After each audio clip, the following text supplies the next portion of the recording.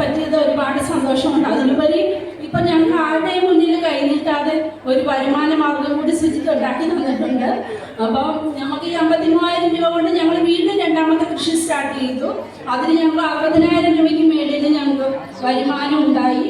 ഇപ്പം ഞങ്ങൾ 3 കൃഷി 70,000 രൂപയ്ക്ക് മേളിൽ ഞങ്ങൾക്ക് ലാഭം ഉണ്ടായി. അങ്ങനെ ഞങ്ങളുടെ ജൈത്രയാത്ര തുടർന്നുകൊണ്ടിരിക്കുകയാണ്. ഒരുപാട് സന്തോഷത്തോടുകൂടി ഞങ്ങൾ പിന്നെ ഞങ്ങളെ 5 അവാർഡുകൾ ഞങ്ങളെ തേടി. ഇപ്പം അത് കൃഷിഭവൻ ഉൾപ്പെടെയാണ് 5 അവാർഡുകൾ ഞങ്ങൾക്ക് കിട്ടിയത്. പിന്നെ മന്ത്രിയുടെയും കൃഷി മന്ത്രിയുടെയും അതുപോലെ അലക്സാണ്ടർ സാറിൻ്റെ ആദരവ് ഞങ്ങൾക്ക് ലഭിച്ചു. അതുപോലെ കൃഷി കേരള കൃഷിയുടെ മുഖപടത്തിൽ ഞങ്ങളുടെ ഫീച്ചറും വന്നു, പടവും വന്നു. അങ്ങനെ ഞങ്ങളെ ഫിലിം ഡയറക്ടറെ ഞങ്ങളെ വിളിച്ചു അഭിനന്ദിച്ചു.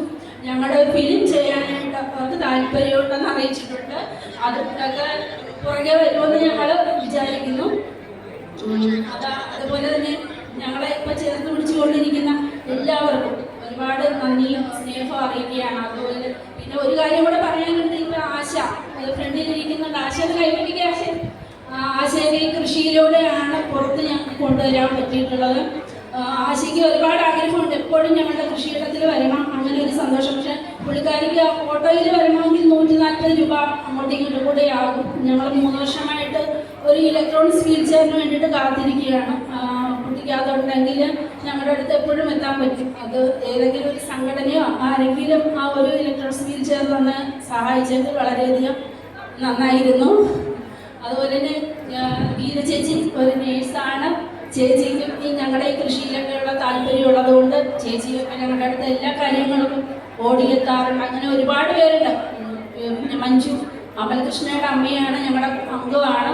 അവരൊക്കെ തന്നെ ഇതിൻ്റെ ബൈസ്റ്റാൻഡർമാർ തന്നെയാണ് വിളവെടുപ്പ് നടത്തുന്നത്. അങ്ങനെ ഞങ്ങൾ 400-450 രൂപ അവർക്ക് കൂലി കൊടുത്തുകൊണ്ടാണ് ഞങ്ങൾ ഇതിൻ്റെ വിളവെടുപ്പൊക്കെ നടത്തുന്നത്.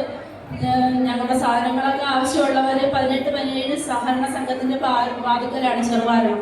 അവിടെയാണ് ഞങ്ങൾ ഉച്ചയ്ക്ക് ശേഷം ഇതിൻ്റെ വിപണി നടത്തുന്നത്. അപ്പം ഞങ്ങളുടെ പ്രസിഡന്റ് ചെറം ചേട്ടനോട് ഇരിപ്പുണ്ട്. എനിക്ക് ഇതൊക്കെയാണ് പറയാനുള്ളത്. അതുപോലെ തന്നെ ഭിന്നശേഷിക്കാരെന്നുള്ള നിലയിൽ മാറ്റി നിർത്തപ്പെടാതെ ഇതുപോലെ ഞങ്ങളെപ്പോലെയുള്ള ആൾക്കാരെ ചേർത്ത് പിടിച്ചുകൊണ്ട് ഇതൊക്കെയാണെങ്കിൽ ഇനിയും വലിയ കാര്യങ്ങളൊക്കെ ഇനിയും ചെയ്യാം. അപ്പം ഞങ്ങളെ സപ്പോർട്ട് ചെയ്തുകൊണ്ടിരിക്കുന്ന എല്ലാവർക്കും നന്ദി, നമസ്കാരം.